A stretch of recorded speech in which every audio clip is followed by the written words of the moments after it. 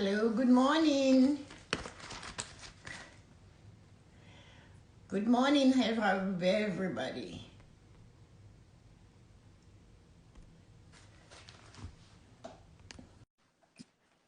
Waiting for Petra. I sent her a request. So let's see what she says, if she's going to join. Hi, Petra. Hi, how This are is so you? cool. How are you this morning? Very good. Actually, it's evening here, so Oh, good evening to yeah, all. that's true. I forgot. I should know. I'm so sorry that I said morning. But No anyway, so problem. how you doing? I'm good. You? I'm fabulous. I just finished my morning blessing. And now I'm jumping. Oh, So I do yeah, the that's so blessing fun. at 8 o'clock every morning, our time here, you know? So Mm-hmm. that's it. So I just wanted to have a chat because you do meditation and I also am big into Yes. meditation. But one of the things that all of that we can find on your bio. But one of the things I wanted to share with others about you is that you have the most engaging smile I've ever seen. Oh, thank you so I, much. I, I don't understand. I know you're from Slovenia, and I know where that is. I spent time going back and forth to Europe, but I never went to Slovenia. But I know where it is. And Mm-hmm. I look at your pictures, and they're so unique. One of the things I actually went through, because I can't speak the language, looking at what you were doing. And one of the things I noticed is how you hold yourself up. Like your posture is such an amazing posture.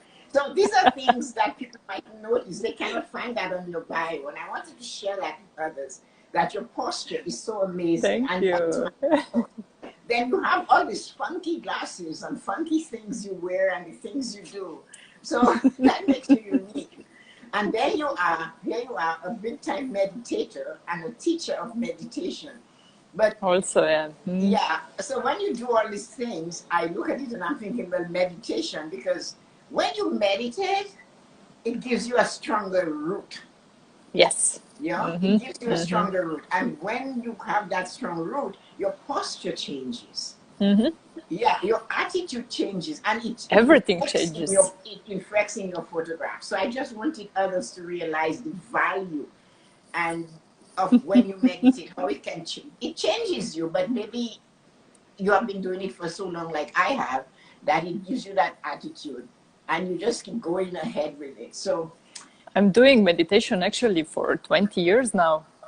Uh, yeah, not every morning, I admit it, but I do it quite often, uh, and it's good. I do also Pilates. That's why this posture, So I'm doing a lot of Pilates. uh, So it's similar to yoga, but it's a little bit different, more for the core strength.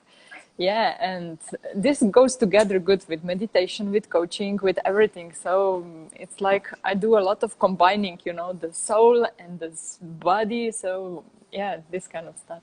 yes, meditation It's lovely. drives you to do body, mind, soul, and spirit. It does. Yes, yes.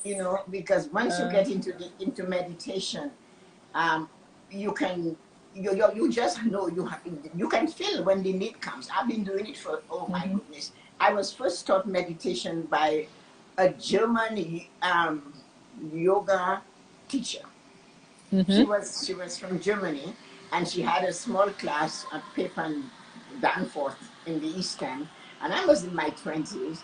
We didn't live too Uh-huh. far away, or we were on Plains Road, and it was at the library on Torrance. So I went to the class, and we did yoga, and she taught meditation. So we did a session before, and then after the yoga class, she took us to a 15-minute session of meditation, and that's where I started this.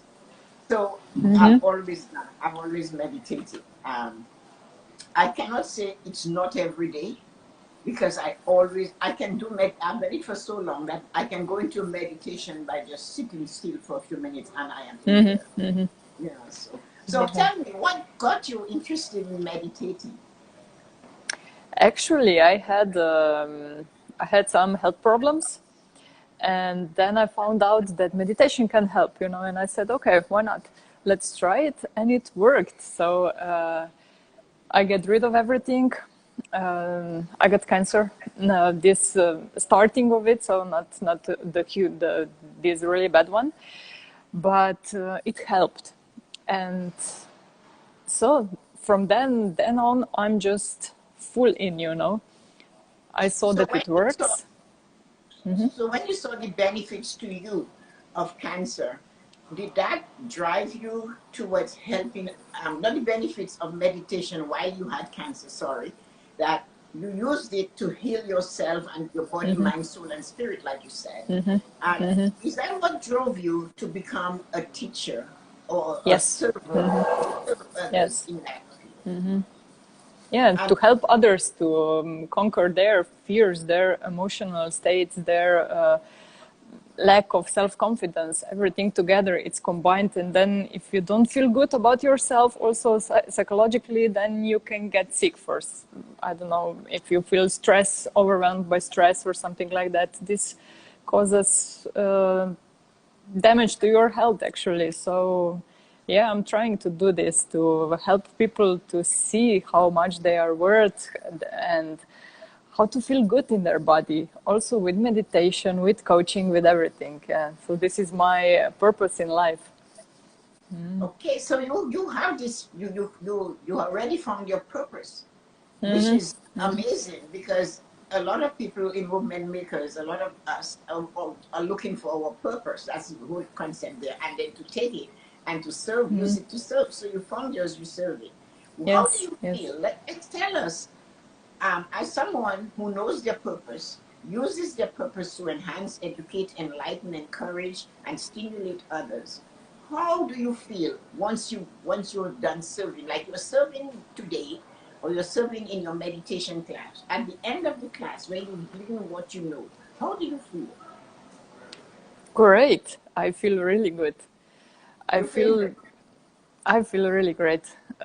I also get the feedback from other people, you know, that how I help to change their lives and how they are feeling better and how they can smile again and don't feel depressed anymore. So this is what drives me, you know, because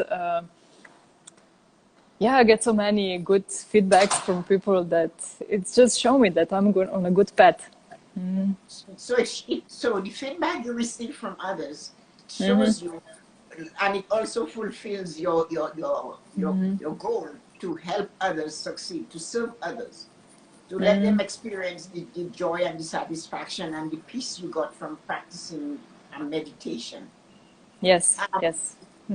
how long do you teach your meditation class for? How long? And I now go ahead. I have my meditation portal on internet. So this is it's in Slovenian language. This is, I think, now third year, and I do meditation classes also now not because we are locked down, but I did meditation classes, and I did meditation classes for adults how to teach their kids, you know. Uh, and this is like, yeah, also like 3-4 years, not more. Yeah. So I So just started with this to teach others, but I'm doing that for myself for a long time. Yeah. so tell me, because for others to learn, because many people have the idea or the conception that you must meditate for half an hour, for 40 minutes. What is for a beginner, what is the beginning of meditation that you think they should start? Where should they start? I just tell them that if they just close their eyes and start to feel themselves, you know, to feel their breath, to feel their emotions, how do they feel inside? This is a good start. So it can be like 1 minute, 3 minutes, 5 minutes. But better is to start with 3 minutes than with half an hour, because you cannot run a marathon without practice, you know. So you have to start slowly and with short time periods. So I like to say, just do whatever it feels good for you. Okay, so Yeah. I'm happy to hear that, because many times people will say to me, I don't meditate, I cannot sit still for half an hour. And often I said, you don't need to sit still for half an hour. No. I ask, help and encourage people to just sit still and listen to your breath for a minute, or feel your breath. When you do meditation, you can actually feel the thumping of your heart. You can actually feel it. I know when you get into that zone, but it does not take very long. Um, when you started meditation, how long did it take you to reach to the point where you knew you had conquered the feeling of restlessness? Ooh, I don't recall that. I know that I did one seminar on theta healing. Yes. So when I did that, it was like this, really, in instant. But before that, I might say I struggled a little bit if I was feeling restless. If I was feeling calm already, then it was easy. But if I had a lot on my mind, then it was kind of hard to really relax into meditation. But after theta healing, it was really, really easy and quick. So what did you use as your compass? Like, what did you use as your point to say, I have to get over this restless feeling? Because others don't know that. So maybe you can give us a tip on what you use to get over that restless feeling. You know, if you are really restless, then it's okay also to feel that, but just to feel it, so that you know that this is now, but it will pass. You know, like everything is passing, like all the emotions, the sounds outside, the weather is one day is sunny, other day is raining, so everything is passing. So also that how we feel is gonna pass. So one day we are like this, other day we are like that. So yeah, we just have to be present with ourselves. So it's okay also if we feel restless, and we just have to acknowledge that. Yeah.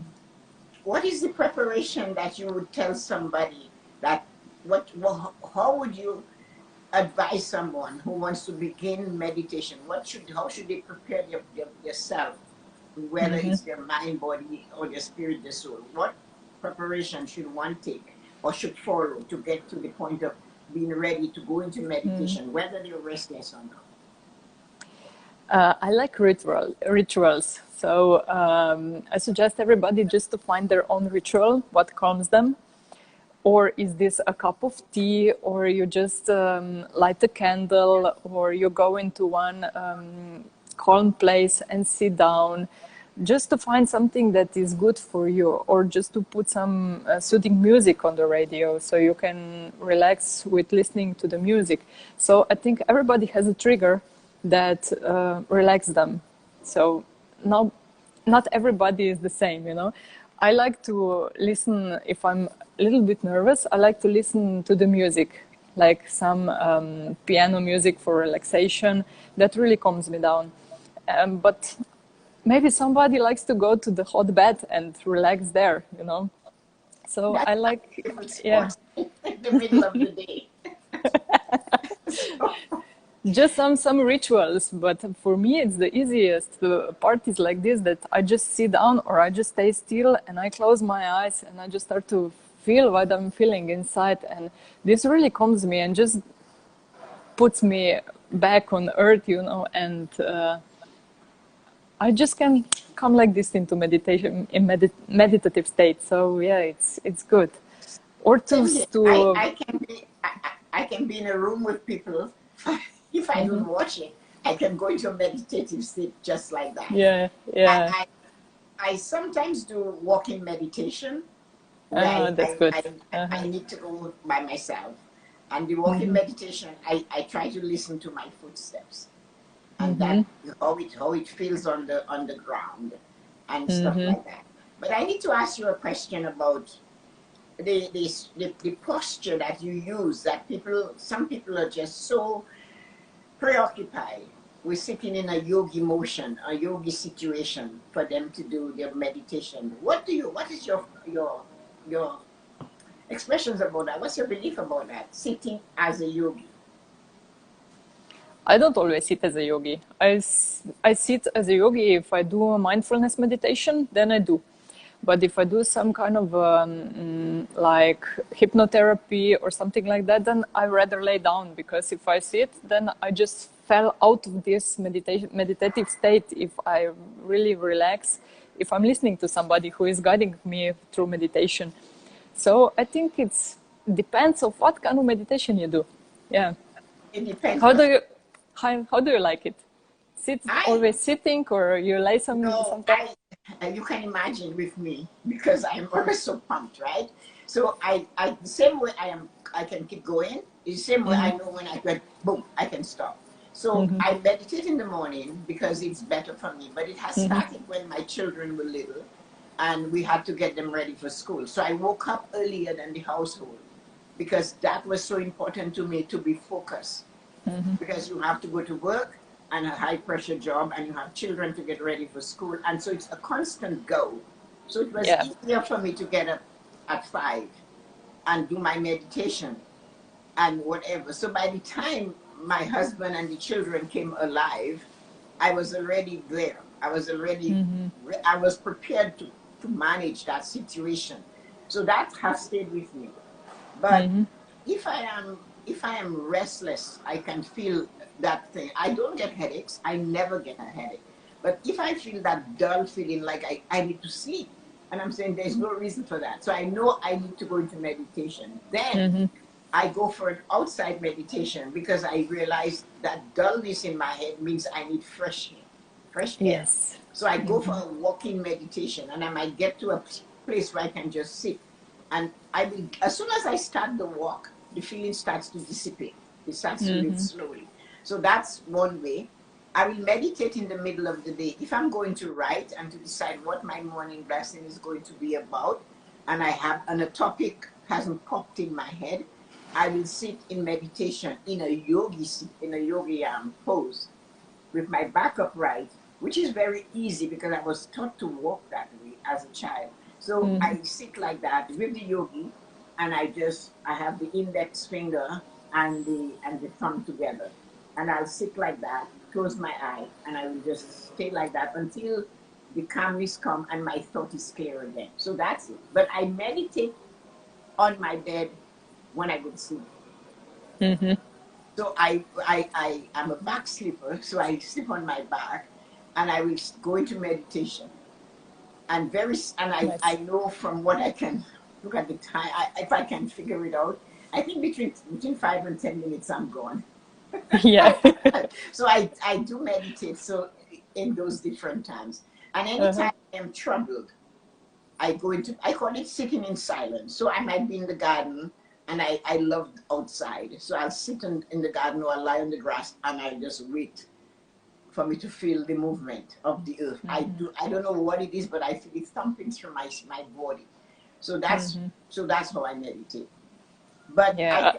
I heard you say a few minutes ago that you can go into meditation like that. Yeah. Yeah, So it's this. I don't know how to explain this, but we did on Theta Healing. We did some sequence of events. What we just imagine where we go, and I don't know if you know Marissa Peer. She's also talking about this. That if you close your eyes, but you roll your eyeballs up, so you look into your third eye, you really easily fall into a meditation state. So this is what I do. I just imagine that I go really high up to the center of the universe. So I look up with my eyes and I just fall into meditative state immediately. well, yes, I Yeah. understand completely. Nobody taught this to me, but I learned I was taught how to open my chakras. Mm-hmm. And when I come to to the sixth chakra, Mm-hmm. which is the eye, Yeah. that can just take me all the way down, and then I Mm-hmm. connect with the seventh chakra. So the rolling back of the eye for me, is the frontal lobe of my brain. For Mm-hmm. some reason, I go there, and it's almost like I stimulate all the energy in my brain. I can actually Mm-hmm. feel that. So very often, when I'm listening, like when we have a movement maker um, meeting, and I'm as usually I'm quiet because I love to listen, but I don't hear it through my ear. I actually can feel the vibration or hear it through my brain. Mm-hmm. It's almost like I shift my brain towards that person speaking. I can feel when I'm doing that. And I Oh, that's good. connect, but that I discovered through meditation. Mm-hmm. So Yeah, that's I a started gift. listening with my brain instead of my ear. So when I listened with my brain, I was able to retain more of the information. So that was one of the things I learned from being in a meditative state. So you depend in meditation on the third eye. I didn't quite get it. Like your third eye is the sixth chakra, right? Yeah, yeah, Yeah. yeah. So Mm-hmm. you talk about rolling back your eye. When you do, Mm-hmm. is that where you connect with the third eye? Yeah, I think so. Mm, Because that is your intuitiveness. Your third eye yeah. allow you to see what is not what is there, but what is supposed to be told, what is there, right? Mm. I just feel like I'm there then connected with my higher self, with my spirit, so with my guides. And yeah, it's easier then also to meditate and to get some clarity. What to do if I'm in a trouble state. So yeah, it's Yeah, nice. talk about that. Because I don't think a lot of us understand that you can go into meditation to get clarity. Talk about that. Let us hear how you teach that. I can tell you how I feel. When I meditate, then for me it feels like all the noise outside is quiet and my ego state gets quiet. So I really can feel what my heart desires. So what my soul is speaking to me about, also about my purpose, about what should I do, about everything. So this for me is something like really connecting to me, you know. Do you So hear when me? you do that, go ahead. I just think I'm losing something. We have some bad connection. Oh, okay. No, Okay. I Hi, you hear me? Okay, good. You froze to me. Yeah, that it's a good feeling for me, you know, that I hear myself, not what everybody. I don't know. This will sound maybe strange. What everybody else is saying, you know, because we all have some noise in our heads. I just feel myself that time. What okay. I should do. Yes, that is an experience that I will often go there looking for that. Like you said, come on, Mm. what's going on? So I sort it out Mm. there. I want to ask you a question about like when you teach your classes. I know Mm-hmm. some people believe if you practice yoga, you almost need to have a beard hanging and be like looking like a real yogi, and that you should always be placid, like the Deserato says, go about placidly among the haste and noise. Um, do you believe that you can be energized and be as pumped as somebody like me and still understand the value of meditation? How do you express that to somebody that you don't have to become a saint or a yogi because you meditate?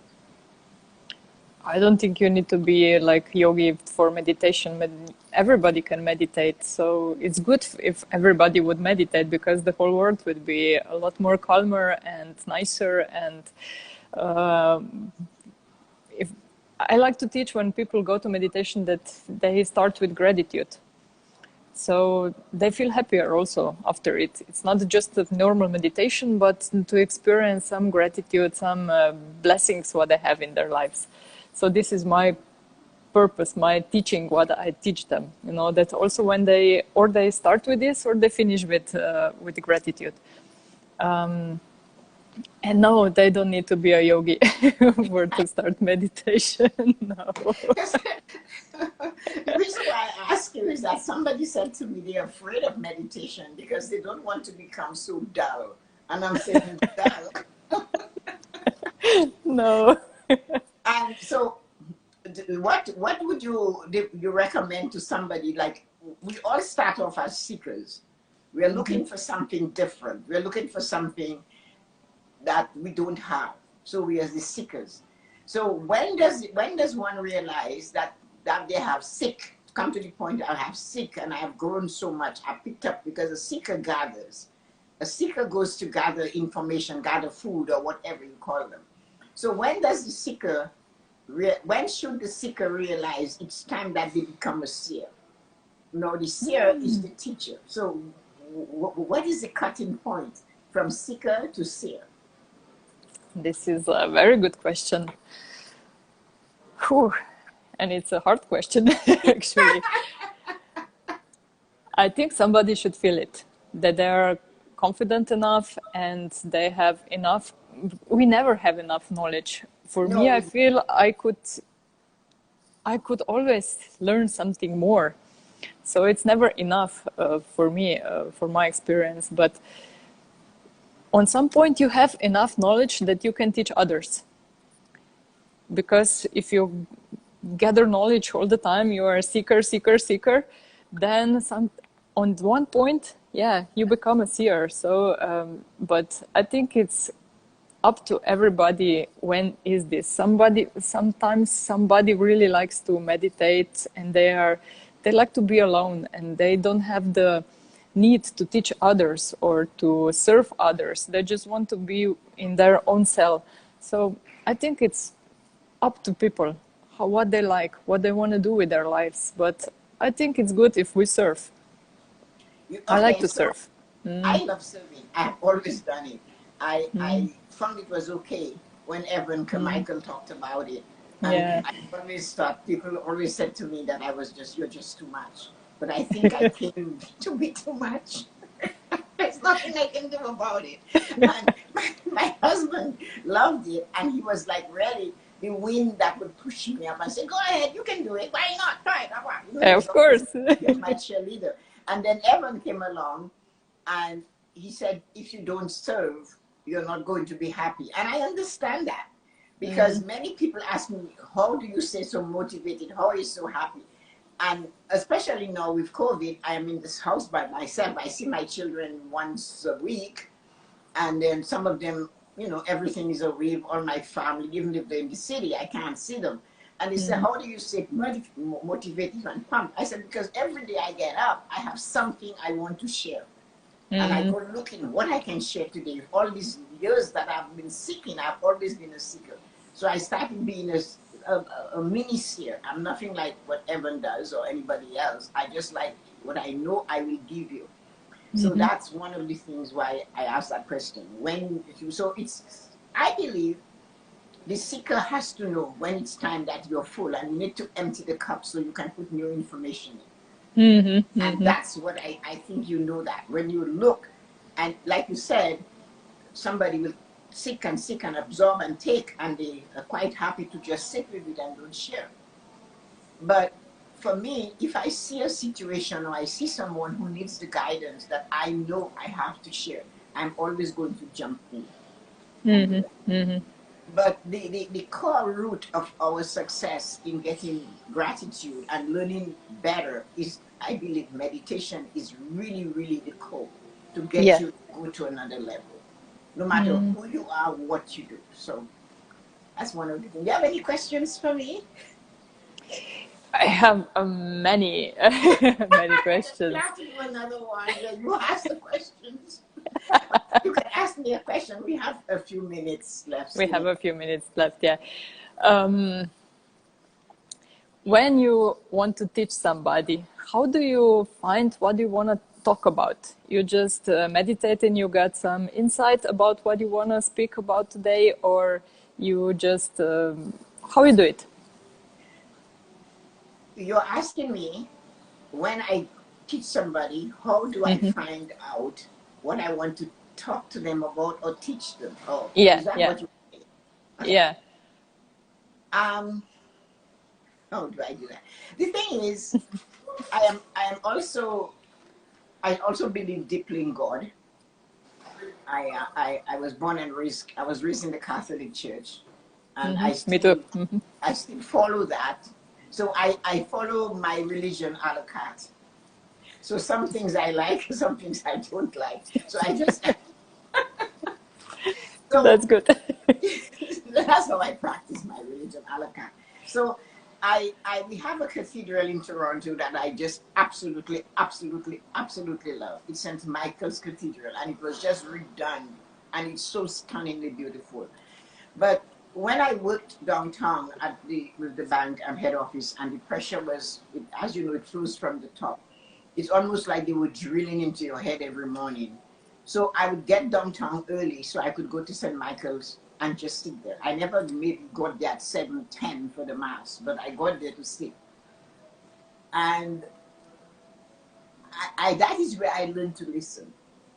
And that is where I was told mentally, that is my meditation, because I would sit alone there and I would just meditate. And one day I walked in and I heard, nobody was talking to me, but I heard the voice telling me, shut up and sit down. We want to talk to you.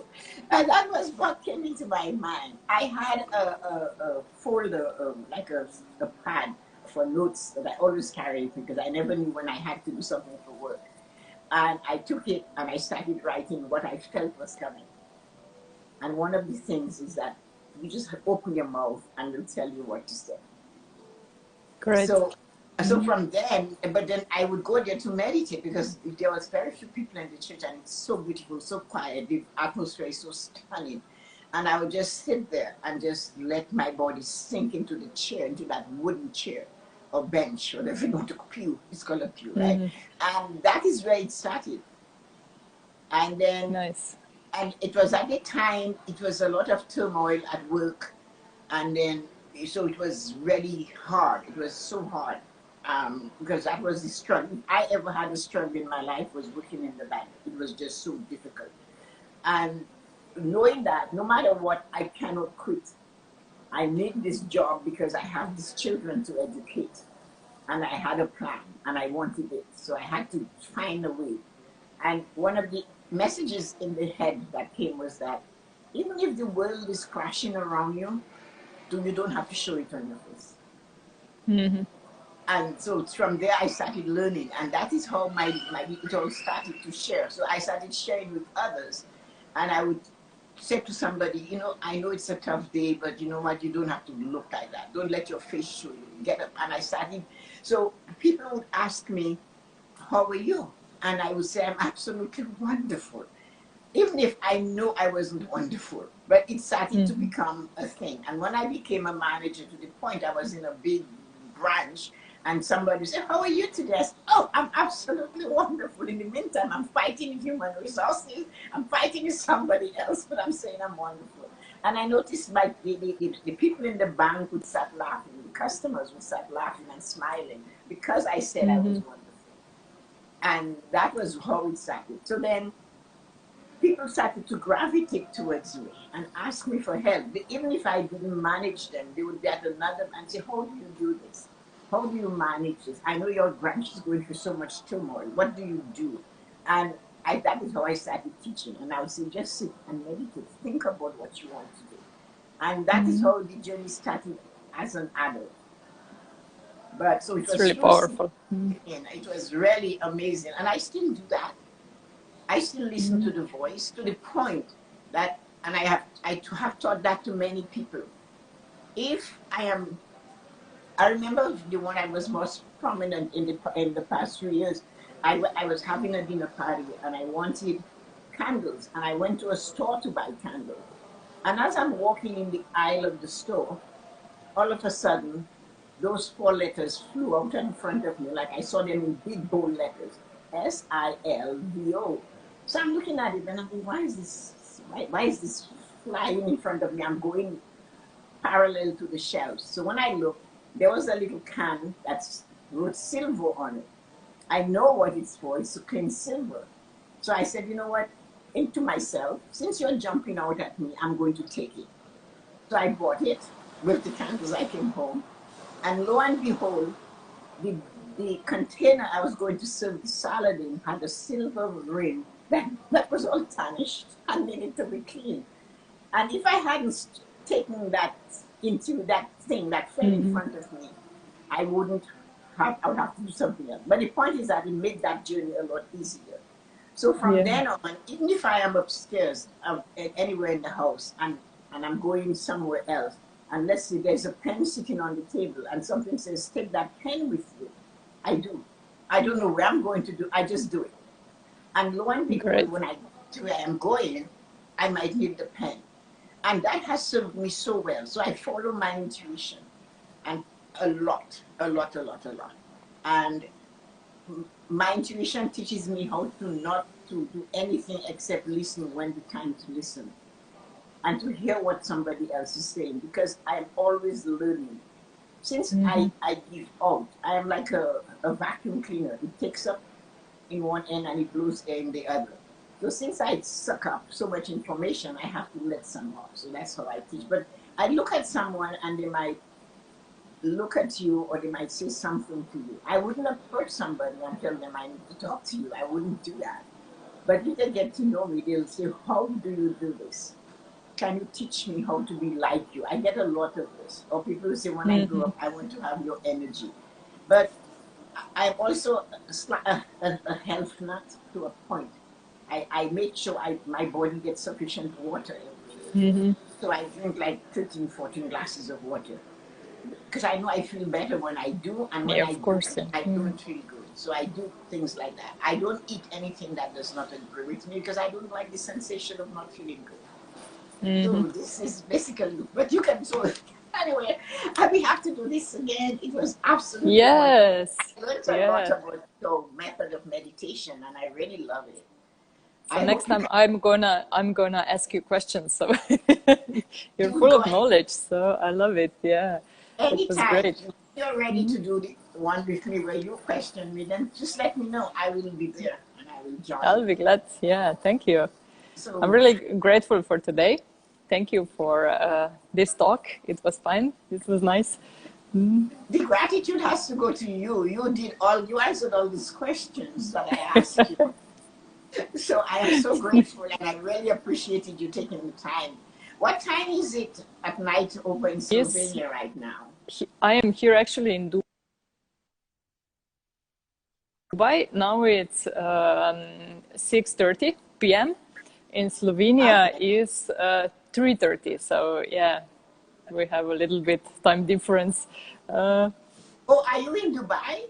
yeah, yeah. Oh, I didn't know. What are you doing in Dubai? Do you work there? Actually, we went here for one conference and then we just stayed. So we are now thinking about moving here because it's not so much restriction as home. So here is everything open, everything is normal, everything is okay. So yeah, we like it here. Oh my, that is so wonderful. My Yeah. cousin went to Dubai last year and I was supposed to go with her, but I had to go to Peru. I couldn't tell myself and go to Dubai. So when the world opens up, that is one of the places I would love to visit. I love traveling. I just Yeah, absolutely. I also, I love it. So Okay, that's so nice. Well, Dubai is quite a country. They created a country that wasn't created by anybody but man. Isn't that wonderful? What a lovely experience. and it's really international. So you don't, I don't feel this Arabic culture so much. You know, when the people say, "Oh, it's Arabic culture," so you have to be as a woman always covered up or anything. It's really okay here. It's like any international city. So this I like. It has to. If you, of course, if you're Muslim and as your religion, you're going to practice it. And if it's practicing the dress, it's fine. But from a financial point of view, they cannot do that because No, no. the country needs trade and finance to survive, and they believe very much in that. And one time I was looking at a program on Dubai, and the man, whoever he was, forgot his name, but he was talking about in a certain type of apartment building they wanted to build. And one of the things I learned from him, I actually kept it because of what he said. And he said, we are constantly looking for ways to raise the bar. He said, we always want to go higher, do better, and raise the bar. And you can tell, because look at what it started from, just dumping sand in the ocean. And it ended up Yeah, being true. so they're constantly raising the bar. And that I learned, and I learned it from them when he said that. Like I was taught it from my dad, but when he said it and I could see his more, I heard it as a child, it was just part of me. But when he saw it and I could see him forming the words, I looked at his eye and the inflection in his voice. So I clipped that part of the interview and I saved it and I went back to look at it to see what he's saying, his eye movement and his shoulder, his waist, and said, we're constantly raising the bar, and his face lit it up like, you come to tell me, show me what you can give me to, because we want to raise our bar to do better, to get higher. to be more successful. Yeah, and you can feel it in the people here. You know, at home, everybody is looking for obstacles, but here they're looking for solutions, and you really Encouraging. can. That was Yeah, another yeah, very that is interesting he said. wonderful, really. Good Yeah, feeling, good vibration. Hmm? he said one of the things we do, we force people to, this is what we have now. We want it better. So Mm-hmm. you created this, go back and create something better. We've used this already. We don't want to use it again, over and over again. And when Mm-hmm. he said that, it reminded me of Henry Ford. He said, Mm-hmm. I want to put everything together in one cast me an 8-cylinder engine. Yeah. And so, you know, that is the only time I watch TV. I watch TV if I can learn something. If I'm watching it and I Mm-hmm. realize I'm not going to benefit from it one way or the other, I move away from it. So Yeah, that's good. so I'm Mm-hmm. really disciplined with what I take into my body. I get to know the basic and about the news, and that I have that. If it's something interests me, I will go and find more about it. But if I have to write, or it's my reading time or my writing time or meditation or my creative time, I don't watch TV. I would rather take it and be selective of what I watch. So that's one of the things. So discipline is important to me. It Yeah. doesn't make me unhappy. It just makes me more satisfied that I'm doing the things I want to do when I want to do. So anyway, we could talk for hours, but I'm sure Yeah, of course. our friends who joined us, guys, I am so happy and grateful for all of you dropping in to see us.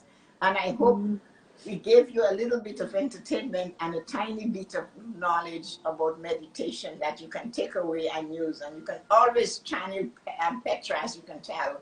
She has that. Yeah. I'm so glad that your meditation brought you to wholeness and healness. I'm really happy and grateful for your time today. Yeah, me too for yours. So And thank you. don't forget to join me from Dubai. Yeah, of course So I'll do yes, that. yeah, anytime. So thank you Yeah, so much thank you. and have a wonderful day and enjoy your stay. And I hope you get Yeah. a chance to stay to live in Dubai, if that's your Yeah, desire. yeah. Hopefully. So have a wonderful So day. Thank you. thank you. Bye. Bye.